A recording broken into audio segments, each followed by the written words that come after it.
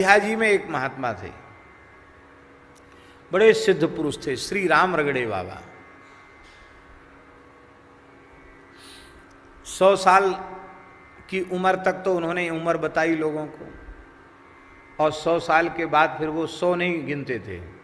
जब यहाँ आए वृंदावन की बैठक थी तो हमने पूछा बाबा कितनी उम्र है, बोले 27 बरिस।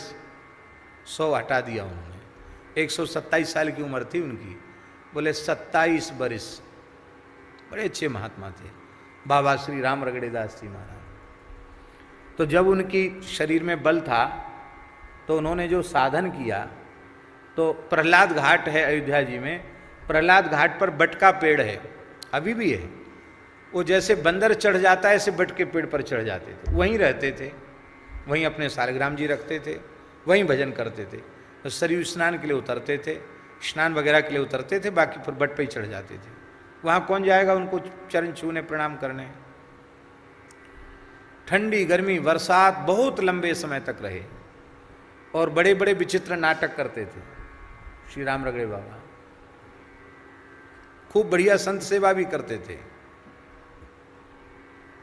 कभी उनका मन होता तो अयोध्या जी में मेला का समय होता तो बढ़िया सरयू जी की मिट्टी गोपी चंदन लगा के, इतना लगाते चंदन कि दाढ़ी बढ़िया ऐसी कर लेते, मिट्टी से ऐसे करके ऐसे मूछ ऐसी कर लेते, पूरा चोला चढ़ा लेते गोपी चंदन का, ऊपर से श्वेत चंदन का सुंदर पान के पत्ता बराबर श्री, खूब सुंदर तिलक लगा लेते, जटा भी थे उनके, सारे शरीर में अखंड भस्म, और फिर वो मूछ जो ऐसी हो जाती ना, दाढ़ी मूछ, उसमें अगरबत्ती लगा लेते, सुगंध आ।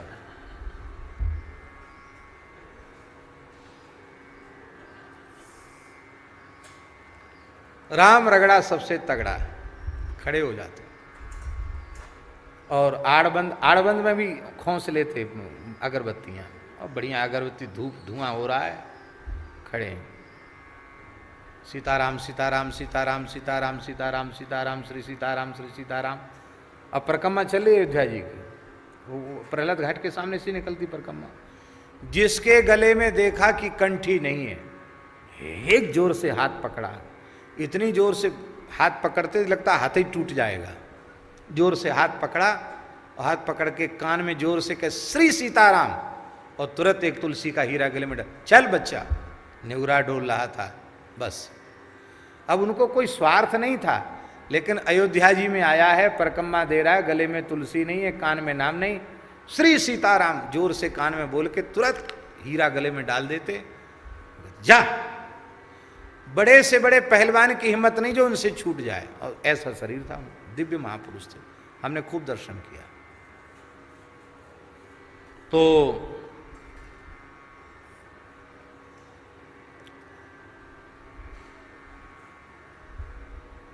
विचित्र विचित्र लीलाएं। एक गांव में गए अन्न लेने के लिए, साधु सेवा के लिए। गांव वाले नास्तिक थे, वो अच्छे जहाँ भगत वहाँ नहीं जाते थे, जहाँ नास्तिक वहीं जाते थे कृपा करने के लिए। 10-5 त्यागी उनके संग रहते थे।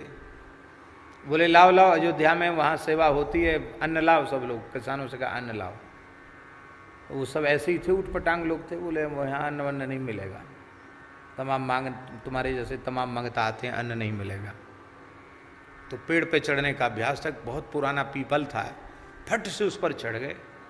चढ़कर उसकी सबसे ऊपर की जो शाखा थी, उस शाखा पर एक पैर से लटक गए, ऐसे झूलने लगे, और बोले देख लो बच्चा, मैं सिर के बल झूल रहा हूँ, यहाँ से धड़ाम से नीचे गिरूंगा, फिर डब्बल प्रेत बनूंगा, पूरा गांव खाली करवा दूंगा, एक को भी जिंदा नहीं छोड़ूंगा, सबका सब जय सिया राम हो जाएगा। और महाराज सब लोग डर गए, अब गिरा बाबा, अरे बाबा उतर आओ, बाबा उतर। बोले नहीं, अन्न इकट्ठा करो, अन्न इकट्ठा करो। सब ने अन्न इकट्ठा किया, बैलगाड़ी में लदाया, ले आए, और फिर बांटते थे। वो परम विरक्त महात्मा थे, कोई संग्रह वग्रह नहीं था, लुटाते थे। माघ मेला में भी वो पधारते थे, कुंभ में भी पधारते थे। कुंभ में ही उनका शरीर पूरा हुआ था। बड़े अद्भुत महापुरुष थे।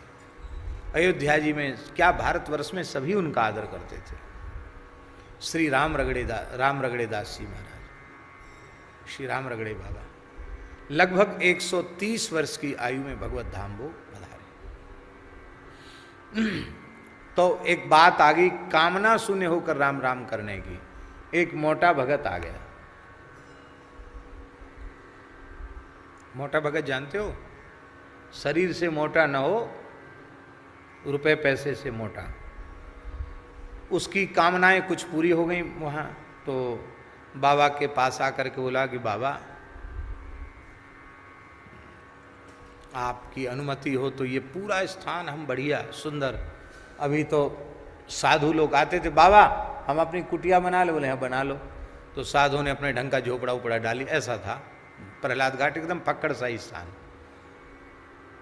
उसने कहा हम बढ़िया से सुंदर बना देंगे, सुंदर मंदिर बना देंगे, राम जी की स्थापना हो जाएगी, सब बढ़िया हो जाएगा, किसी से मांगना नहीं पड़ेगा, अकेले ही आपका सेवक है, बस आपकी अनुमति हो जाए, आज्ञा हो जाए, अब ये सब पूरा स्थान अकेले बना दूंगा, थोड़ी आसपास की जमीन भी खरीद दूंगा, खूब लंबी चौड़ी जमीन हो जाएगी, सुंदर विशाल स्थान हो जाएगा। तो पहले तो महाराज वो सुनते रहे, और जब उसकी बात पूरी हुई तो उठाया उन्होंने डंडा। डंडा उठाया, बहुत ध्यान से सुने, बात पूरी हुई तो बड़ी जोर से डंडा उठाया, और डंडा उठा करके जैसी डंडा उठाया, सुबह तो सावधान था, वो समझ गया कि महात्मा है, पता नहीं डंडा देने वाली कृपा कर दे, भगा वहां से। वो डंडा लेकर उसके पीछे पड़ गए, वो आगे आगे भगे, वो पीछे पीछे भगे। वो थर थर कांप गया, बोले महाराज मैंने ऐसा क्या कह दिया, हम तो सेवा करने आए थे, आप तो पीछे ही पड़ गए। देख बच्चा, कान खुलकर सुन ले, हमारा एक एक राम नाम श्री रघुनाथ जी के चरणों में पहुंचता है। हमारा राम नाम ईंटा पत्थर बनने वाला नहीं है। हमारा राम नाम मान बढ़ाई, रुपया पैसा पद प्रतिष्ठा के रूप में बदलने वाला नहीं है, क्योंकि हम जो भी राम नाम लेते हैं वो केवल और केवल अपने श्री रघुनाथ जी की प्रसन्नता के लिए लेते हैं। कह के बाबा पुनः दौड़ के गए, और जैसे बंदर चढ़े ऐसे फट से बट वृक्ष के ऊपर चढ़ गए।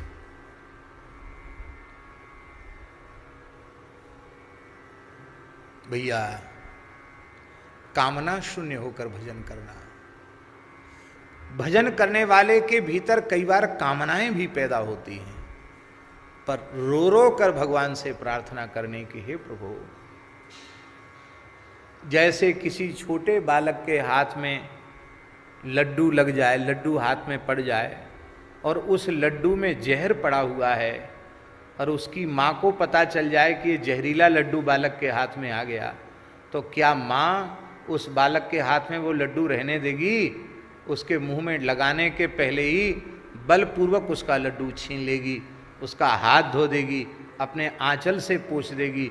भले ही वो बालक नहीं समझता कि लड्डू जहरीला है, और वो बड़ा दुखी होगा, माथा पटक लेगा, रोने लग जाएगा, मैया को नोच लेगा, छोटे बच्चे काट भी लेते, काट भी लेगा, लेकिन इतना सब कुछ सह के भी माँ उस जहरीले लड्डू को बालक को नहीं खाने देगी।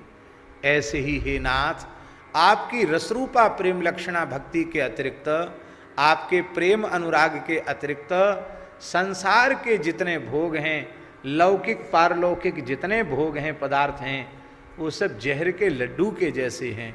हमारे प्रारब्ध के अधीन होकर मेरे हाथ में भी आ जाएं तो भी आप कृपा करके हमसे छीन लेना।